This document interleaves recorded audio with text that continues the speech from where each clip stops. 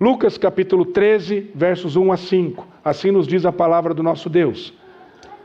Naquela mesma ocasião, chegando alguns, falavam a Jesus a respeito dos galileus, cujo sangue Pilatos misturara com os sacrifícios que os mesmos realizavam. Ele, porém, lhes disse: pensais que esses galileus eram mais pecadores do que todos os outros galileus, por terem padecido estas coisas? Não eram, eu vou-lo afirmo. Se, porém, não vos arrependerdes, todos igualmente perecereis. Ou cuidais que aqueles 18 sobre os quais desabou a torre de Siloé e os matou, eram mais culpados que todos os outros habitantes de Jerusalém? Não eram, eu vos afirmo. Mas, se não vos arrependerdes, todos igualmente perecereis. Quero convidar você para mais uma palavra de oração. Senhor nosso Deus, nós te agradecemos pela palavra, pela bênção de estarmos na casa do Senhor para adorá-lo junto com os irmãos em Cristo. E agora, Deus, oramos para que o Senhor fale ao nosso coração. E que as palavras dos meus lábios, que o meditar do meu coração sejam agradáveis na tua presença. Meu Senhor, minha rocha, meu Redentor, amado da minha alma, em nome de Jesus. Amém.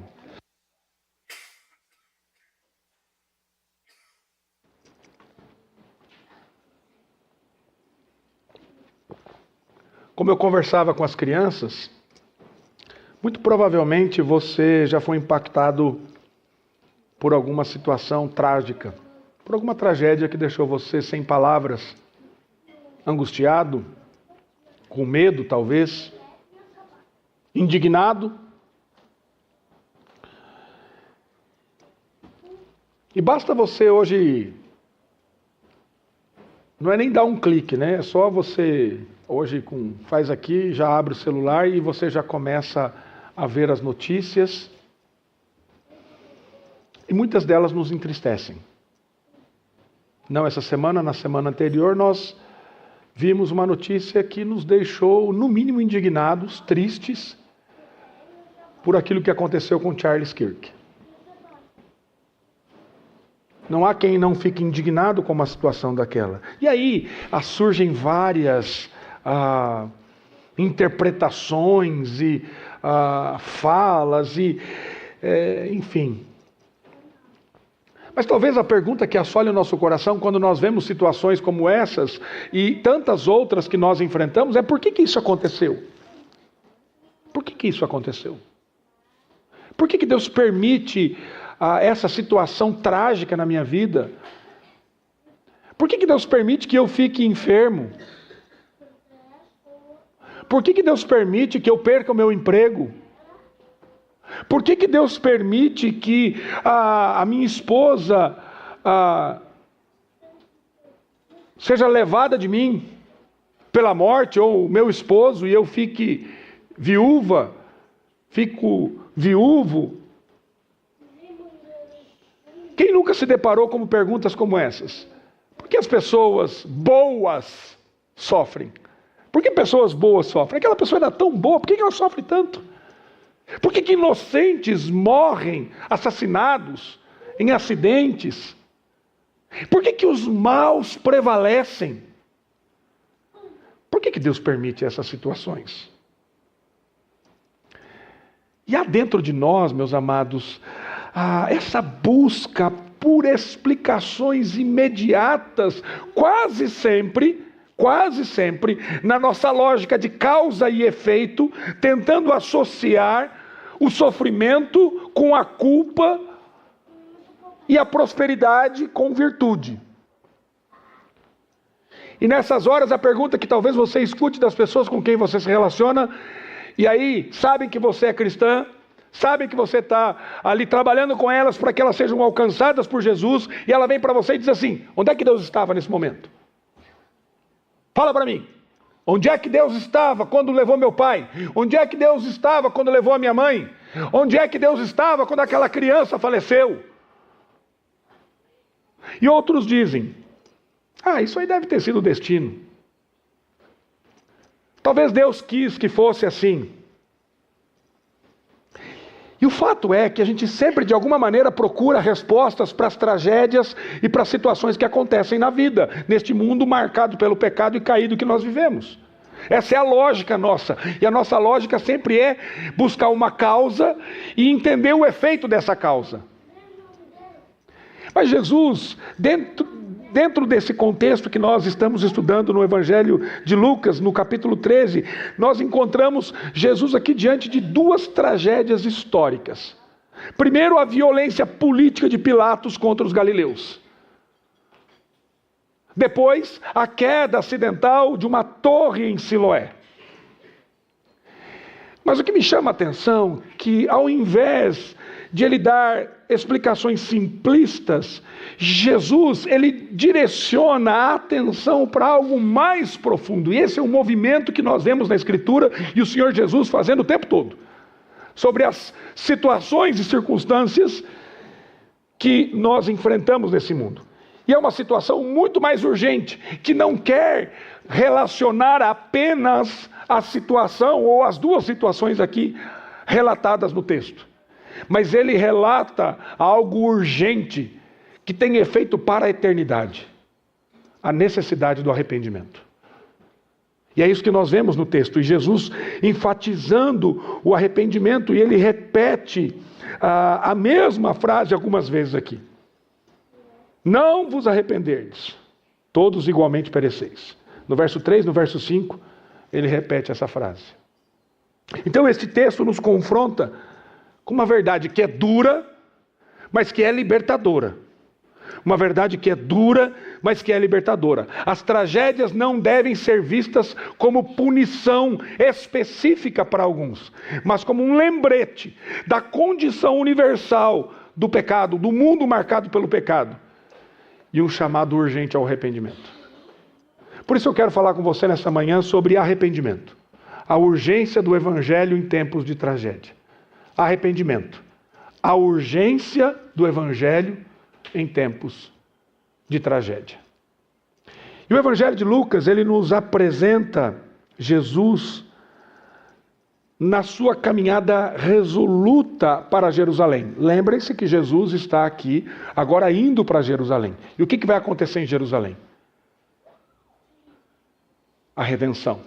Talvez para alguns a maior tragédia que poderia acontecer, que era Cristo morrer. Mas Jesus veio para essa finalidade, e não era uma tragédia. Era o ápice da grande história da redenção. E nos capítulos anteriores, lá no capítulo 12, por exemplo, Jesus já havia advertido sobre o juízo de Deus, sobre a vigilância, sobre a necessidade de perceber, de discernir os tempos. E agora, aqui no início do capítulo 13, surgem relatos de tragédias que poderiam desviar o foco. E veja, Jesus está no foco de ir para a cruz, ir para Jerusalém para consumar a obra da redenção. E Jesus, ele mantém o foco naquilo que era o propósito. E ele trabalha para que este foco não fosse desviado para o moralismo ou para a curiosidade das pessoas.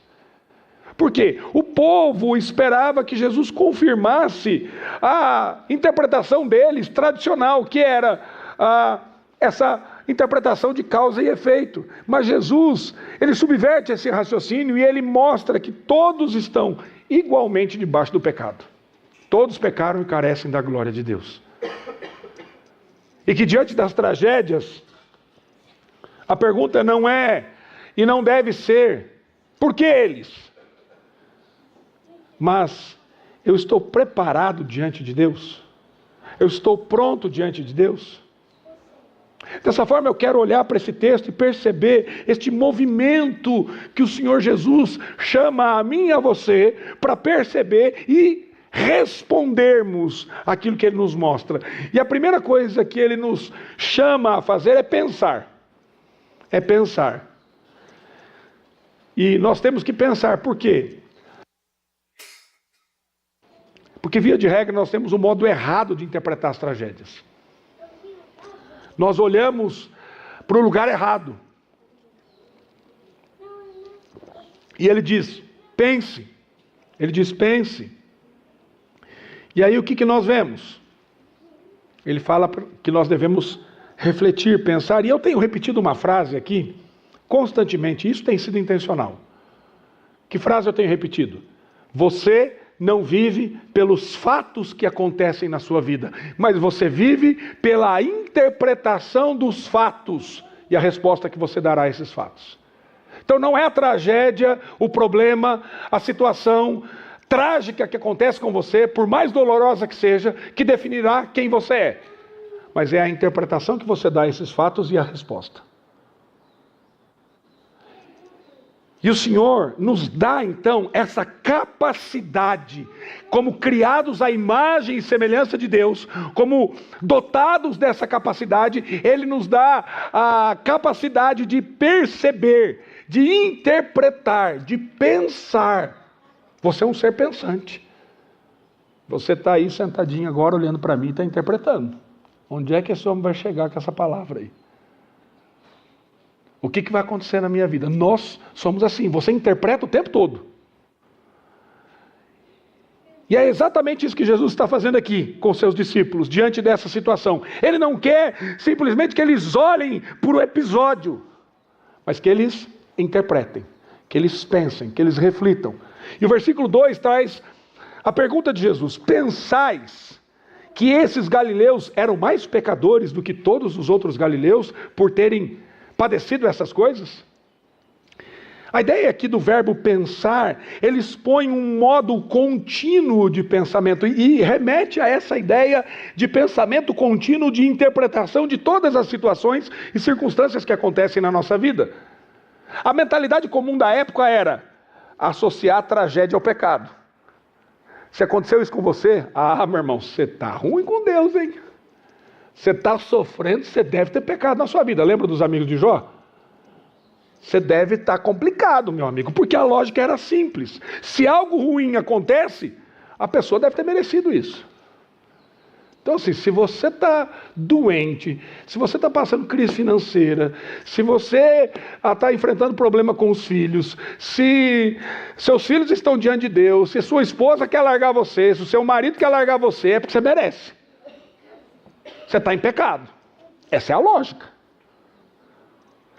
Era a lógica da época. E é uma lógica que acontece até hoje. As pessoas interpretam dessa maneira. Mas Jesus, ele diz que não é este raciocínio. Jesus, ele confronta esse raciocínio. Não, eu vos digo. Ele corta pela raiz essa mentalidade moralista e simplista que transforma tragédias em medidas de culpa alheia. E aí, meus irmãos, esse modo errado de pensar, ele reflete o quê? A nossa tendência natural de autojustificação. E nós apontamos o dedo para os outros, a fim de aliviar a nossa própria condição. Aquele irmão lá, pastor, deve estar em pecado, né? Só pode. Porque para sofrer do jeito que está sofrendo, alguma coisa errada ele fez. Você já não pensou assim dos outros? O que está implícito nisso? Está implícito que você acha que você é melhor que o outro. Está implícito que você acha que é menos pecador do que o outro. Então, isso aí é o quê? Moralismo religioso, meus irmãos. E moralismo religioso, ele cria uma hierarquia de pecadores. Aqueles que sofrem mais, devem ser mais culpados. Esse aí é mais pecador do que eu. Olha, eu não sou perfeito, tá bom, pastor? Mas assim, aquele irmão lá, essa é a lógica do pecado, da autojustificação. Mas a Bíblia ensina que todos nós pecamos e todos nós carecemos da glória de Deus. A Escritura, ela também nos mostra que nem sempre o sofrimento e pecado específico estão conectados. É fato que às vezes algumas pessoas vão sofrer por conta das suas escolhas equivocadas e pecaminosas. Se você faz uma escolha errada, você vai enfrentar as consequências dessa escolha errada. Se você escolhe a pessoa errada para você casar, uma pessoa que não teme ao Senhor, com certeza você enfrentará as consequências desse pecado. Porque isso é um pecado. Agora, Deus é misericordioso, Deus é gracioso. Se você faz um negócio errado, sem ter a direção do Senhor, e sofre com isso, isso é consequência da sua escolha errada. Então, é fato que isso acontece. Mas não é porque um é menos pecador do que o outro. Nós vivemos num mundo marcado pelo pecado. Em João, no capítulo 9, quando os discípulos perguntaram sobre o cego de nascença, Jesus respondeu: nem ele pecou, nem seus pais, mas foi para que se manifestassem nele as obras de Deus, a glória de Deus. Então, meu irmão, primeira coisa, pensando nessa realidade, evite julgamentos. Quando alguém sofre, não tire conclusões sobre a vida espiritual desse irmão. Não diga, esse aí está doente porque ele pecou. Tragédias, meus irmãos, situações adversas não são medidores automáticos de santidade. O que nós temos que fazer? Examinar o nosso coração. Pergunte a você mesmo, qual tem sido o meu pensamento diante do sofrimento alheio? Qual tem sido o meu pensamento diante do meu sofrimento? E às vezes, o que acontece? Nós usamos a dor dos outros como desculpa para nos sentirmos melhores do que eles. A coisa está ruim, mas quando eu olho para aquele irmão, para aquela irmã, eu estou bem perto deles, hein? Não é isso que Deus ensina, meus irmãos. Nós temos que cultivar uma compaixão sem julgamento. Uma compaixão em vez de julgar as pessoas. Jesus nos chama a responder às tragédias com amor, com graça, com empatia, não com acusações. Então, ele diz para nós, pense, mude o modo errado de pensar que nós temos. A segunda coisa que ele fala conosco está dos versos 3 a 5, e ele nos chama ao arrependimento. E esse arrependimento é o chamado urgente. 2 vezes ele repete a mesma expressão: se não vos arrependerdes, todos de igual modo perecereis. Ele repete isso no verso 3 e no verso de número 5. Se não vos arrependerdes, todos de igual modo perecereis. E o verbo arrepender aqui significa o quê? Mudança de mente. Transformação da mente, renovação da mente, mudança de direção, mudança. Você está trilhando num caminho e você se arrepende, você muda de caminho, você volta para outro caminho, não, você vai para outro lugar, não para aquele caminho. Então, é uma mudança de vida. E a ideia aqui não é um ato único. Não, eu me arrependi lá atrás, Jesus entrou no meu coração, e agora as outras coisas aqui eu vou vivendo do jeito que eu imagino. Não, queridos, isso é um estilo de vida contínuo. Não é apenas se arrepender uma vez, mas é viver em constante arrependimento diante do Senhor. Reconhecendo o nosso pecado todos os dias. E arrependimento, meus irmãos, é uma das bases, dos pilares da mensagem do reino. João Batista pregou sobre isso. E Jesus iniciou seu ministério com esse chamado, em Marcos capítulo 1, verso 15. Pedro, no Pentecostes, faz o quê? Arrependei-vos, e cada um seja batizado. A teologia reformada, ela entende que o arrependimento é graça divina que nos conduz à vida. O Senhor faz com que a gente perceba as coisas, e o Espírito Santo nos convence do nosso pecado e nos faz responder em arrependimento. O Catecismo de Heidelberg define: o arrependimento é a morte do velho homem e o surgimento do novo homem. É a morte do velho homem e o surgimento do novo homem. Essa semana estava tendo uma conversa teológica voltando da escola com os meus filhos. E o Enzo leu Cristianismo Puro e Simples. Ele dizia: papai, o que me chamou a atenção naquele livro é o homem perfeito. Cristo, o homem perfeito. E que a Escritura diz que nós agora, nessa nova vida, devemos ser como este homem perfeito. Buscar cada dia ser como este homem perfeito. Que coisa preciosa, meus irmãos. Entendermos quem Cristo é. Mas para nós chegarmos a isso, nós precisamos do quê? Arrependimento. E aqui Jesus nos mostra que tragédias, situações adversas, servem como sinais para despertar o coração do homem que necessita de mudança. Nós não devemos perguntar quem pecou mais, mas a pergunta que deve vir ao nosso coração é: eu já me arrependi verdadeiramente diante de Deus? Por isso, eu e você somos chamados a viver em constante arrependimento. Arrependimento não é só o início da vida cristã, mas é um hábito diário de reconhecer pecados, confessar pecados e voltar-se a Cristo. Então, meu amado, não viva na manutenção do pecado, não viva continuamente, constantemente, mantendo aquele pecado. Ah, mas isso aqui já é até de estimação, pastor. Isso aqui ele já caminha comigo já tem uns 15 anos já. É duro largar disso. Eu lembro de uma vez que eu estava aconselhando um moço que mora aqui na rua, que usava drogas. Eu e o Alexandre fomos visitar a mãe dele, e aí o problema dele era crack. Ele fumava crack, uma droga pesada. E aí ele começou a vir aqui, ele até veio alguns anos atrás aqui na igreja, e aí eu conversando com ele, e aí ele melhorou, parou de usar crack. Falei, pronto, agora vai, né?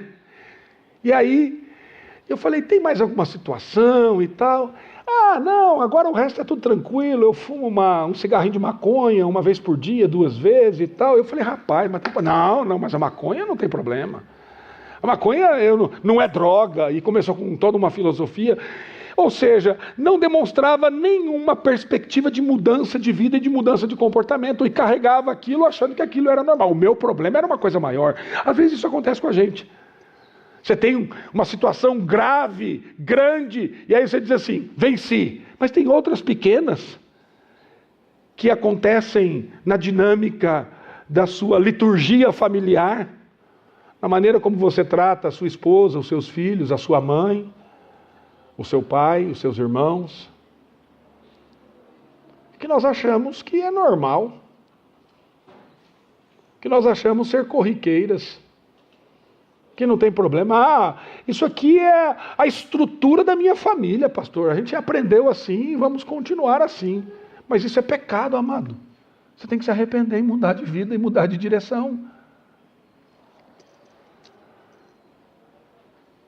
Nós temos que olhar para as situações que acontecem na nossa vida e no mundo que nós vivemos, as tragédias, acidentes e notícias tristes, como lembretes espirituais.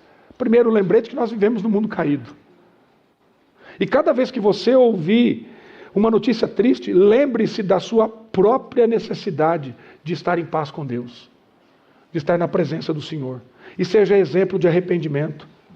Pais, mostrem aos seus filhos como confessar os pecados e pedir perdão ao Senhor. Nós precisamos demonstrar essa humildade e reconhecer as nossas falhas. Nós somos chamados ao arrependimento. Agora, em terceiro e último lugar, nós somos chamados a compreender. A compreender o quê? A consequência inevitável para quem não se arrepende. Tem uma consequência inevitável para quem não se arrepende. E sabe qual é? Esse vai perecer. Esse vai perecer. Qual é a consequência inevitável para quem não se arrepende? Se não vos arrependerdes, todos de igual modo perecereis. O verbo perecer aqui, ele está no futuro médio indicativo. E o que isso significa? Significa que perecer, perder-se, ser destruído é o que vai acontecer. E ele pode se referir à morte física, mas aqui em Lucas, frequentemente ele está apontando para o quê? Só para a morte momentânea e física? Não, mas para a morte eterna. Para estar afastado de Deus durante toda a eternidade. Ou seja, se você é membro dessa igreja há 5, 10, 15, 20, 25 anos, 30 anos e não se arrependeu, por mais que você faça algumas coisas, mas não se arrependeu profundamente, sabe qual é o seu destino, meu amado? Estar longe de Deus. O inferno. O inferno.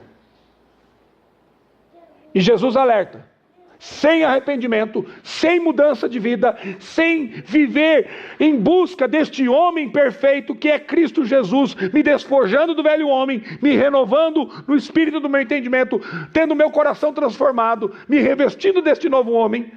Se eu não viver assim, eu estou dizendo que eu não sou de Jesus. Então, como é que nós vemos se alguém de fato é filho de Deus? O apóstolo João mostra isso no Evangelho, pelos frutos. Pelos frutos.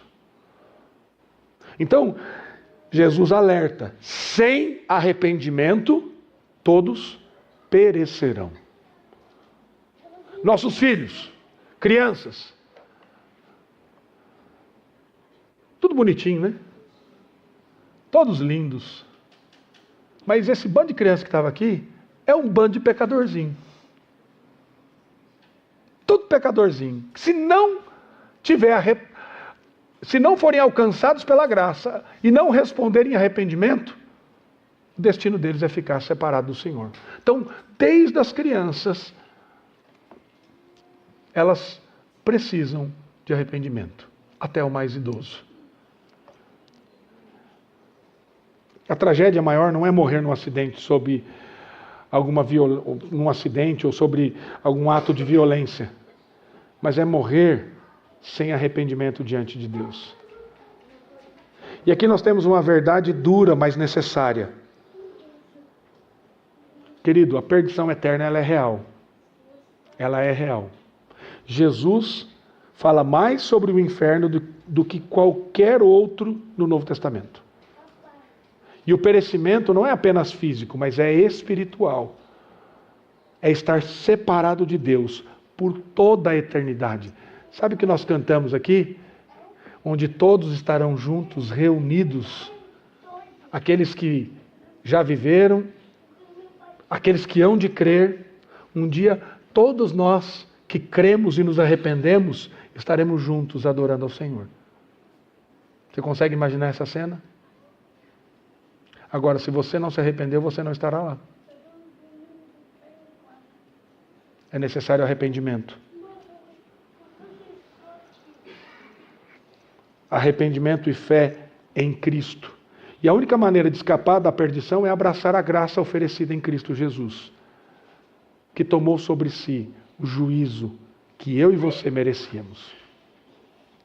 Como é que nós podemos aplicar isso na nossa vida? Em primeiro lugar, meus queridos, levar a sério a realidade da perdição. Levar a sério a realidade e a gravidade do pecado. Não minimize o pecado. Não viva de qualquer maneira, meu querido. Não viva de qualquer forma, porque a consequência do pecado, ela é eterna. Então, deixa eu dizer uma coisa para você. Tem alguém na sua casa que não conhece a Jesus? Pregue o Evangelho para ele. Testemunhe do Evangelho para ele. Fale do amor de Deus para ele. Porque se ele não for alcançado pela graça redentora e não responder em arrependimento, ele irá para o inferno e passará a eternidade no inferno, longe de Deus. O inferno não vai acabar não, meus irmãos, não será aniquilado. Sofrerão por toda a eternidade. É isso que você quer para as pessoas com quem você se relaciona? Você percebe a seriedade, a gravidade da mensagem da redenção? Pregue o Evangelho, meu irmão. Você tem as palavras de vida eterna. Não se cale. Pregue o Evangelho, porque a consequência do não arrependimento é perecer. Use as tragédias como despertadores espirituais. Toque esse despertador no ouvido dessas pessoas. Você percebeu o que aconteceu tal dia? Você viu o que aconteceu aquilo? Talvez aquele rapaz estava pronto para abraçar o seu Senhor. Mas e você? Deus falou comigo. Deus transformou meu coração, eu me arrependi. Então, cada notícia trágica deve nos lembrar da brevidade da vida e da necessidade de estarmos prontos. Prontos. Nós ouvimos recentemente o Senhor Jesus aqui falando para que nós devemos ser vigilantes. Então esteja pronto, querido. Proclame o Evangelho com urgência. Não adie isso. Pregue arrependimento e a fé em Cristo. Hoje é o dia aceitável do Senhor. Nós somos chamados a mudar a nossa forma de pensar sobre as tragédias. A não ficar pensando sobre causa e efeito, mas entender que essas tragédias são despertadores espirituais para avaliar o nosso coração. Elas não são castigos diretos contra pecadores específicos, mas são lembretes da condição universal do pecado num mundo caído. Jesus, ele confronta o nosso pensamento errado. Jesus nos chama ao arrependimento e ele alerta para a perdição eterna. Meus queridos e amados irmãos, cada tragédia que nós ouvimos é um convite divino para nos lembrarmos da urgência do Evangelho. É assim que nós devemos interpretar as situações e as circunstâncias que acontecem na nossa vida. Nós não sabemos quando será o último dia. Não sabemos quando será o nosso último dia. Mas uma coisa Jesus deixa claro. Nós sabemos que sem arrependimento não haverá vida. Não haverá vida eterna. Por isso, não julgue o sofrimento dos outros, mas examine a si mesmo. E seja gracioso com aqueles que estão sofrendo. Ouça o clamor da alma deles. Cuide, abrace. Seja instrumento do Senhor. Viva em arrependimento diário, confiando única e exclusivamente na graça de Cristo. E proclame o Evangelho com urgência, porque sem arrependimento todos igualmente perecerão. O chamado de Jesus continua ecoando até hoje. Se não vos arrependerdes, todos de igual modo perecereis. Que Deus nos dê a graça de fazermos um movimento, de respondermos com arrependimento e vivermos em novidade de vida. Que o Senhor nos abençoe em nome de Jesus. Amém.